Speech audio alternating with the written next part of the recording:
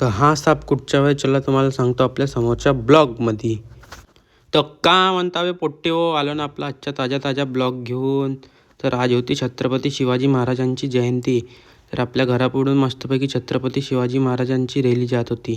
गाडी वगैरे मस्तपैकी सजली होती आणि चौकामध्ये मस्तपैकी तयारी चालू होती. महाराजांचे बॅनर वगैरे मस्तपैकी छापलेले होते, मस्तपैकी लावले होते.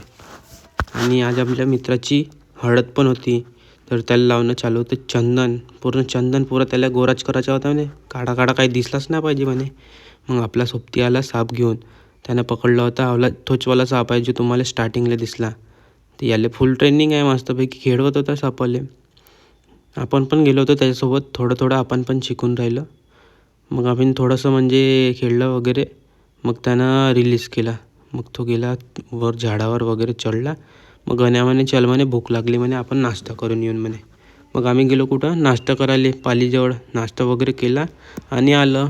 मग नवरदेवाची बाबा त्यांची मेहंदी काढून देत होती, मेहंदीवाली. मग आपण गेलो कुठं आपल्या डेकोरेशनकडे. हळदीचं डेकोरेशन चालू होतं. आम्ही गेलो होतो डेकोरेशन पाहिले. पण आम्हाला भलतंच काम सांगितलं, बापून ये गद्दे नेऊन ठेवून या म्हणे. आणि मग आपल्याला काम करूनच पडलं, कारण आपल्या सोबत्याचं लग्न होतं. मग अण्याच्या घरी गेलो. मॅगी बनवायची होती म्हणे, मॅगी खाऊन म्हणे अण्या. मग आम्ही बनवली मॅगी वगैरे. मग आपल्या भैयानं लावला होता आपल्या घरावर तर मस्तपैकी लाईटिंगवाला झेंडा छत्रपती शिवाजी महाराजांचा. मग आपल्याला जायचं होतं कुठं आपल्या मित्राच्या हळदीला. मस्तपैकी रेडी झालं आणि गेलो हळदीमध्ये. तर आले होते मित्रमैत्रिणी आपल्यावाल्या.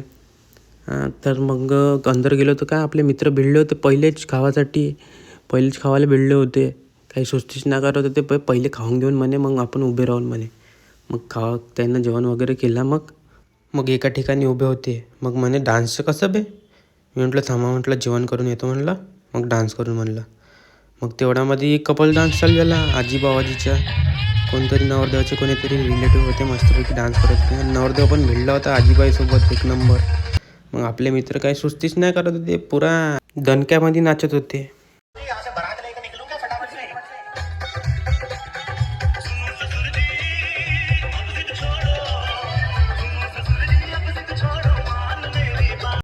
मग नवरदेवाला बसवलं घोड्यावर बसायची खूप इच्छा होती त्याची.